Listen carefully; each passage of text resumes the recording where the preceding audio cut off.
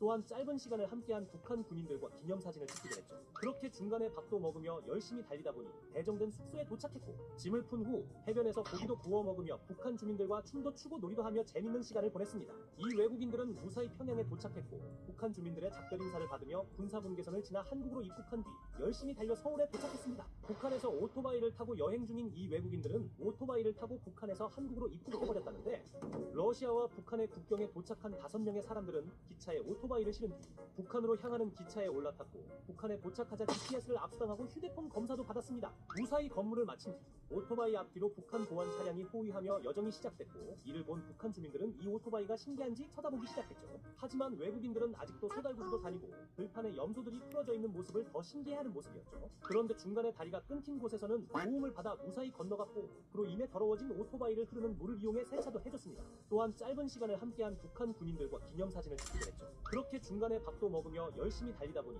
배정된 숙소에 도착했고, 짐을 푼 후 해변에서 고기도 구워 먹으며 북한 주민들과 춤도 추고 놀이도 하며 재밌는 시간을 보냈습니다. 이 외국인들은 무사히 평양에 도착했고, 북한 주민들의 작별 인사를 받으며 군사분계선을 지나 한국으로 입국한 뒤 열심히 달려 서울에 도착했습니다. 북한에서 오토바이를 타고 여행 중인 이 외국인들은 오토바이를 타고 북한에서 한국으로 입국해버렸다는데, 러시아와 북한의 국경에 도착한 5명의 사람들은 기차에 오토바이를 실은 뒤 북한으로 향하는 기차에 올라탔고, 북한에 도착하자 GPS를 압수당하고 휴대폰 검사도 받았습니다. 무사히 검문을 마친 뒤 오토바이 앞뒤로 북한 보안 차량이 호위하며 여정이 시작됐고, 이를 본 북한 주민들은 이 오토바이가 신기한지 쳐다보기 시작했죠. 하지만 외국인들은 아직도 소달구지도 다니고 들판에 염소들이 풀어져 있는 모습을 더 신기해하는 모습이었죠. 그런데 중간에 다리가 끊긴 곳에서는 도움을 받아 무사히 건너갔고, 그로 인해 더러워진 오토바이를 흐르는 물을 이용해 세차도 해줬습니다. 또한 짧은 시간을 함께한 북한 군인들과 기념사진을 찍기도 했죠. 그렇게 중간에 밥도 먹으며 열심히 달리다 보니 배정된 숙소에 도착했고, 짐을 푼 후 해변에서 고기도 구워 먹으며 북한 주민들과 춤도 추고 놀이도 하며 재밌는 시간을 보냈습니다.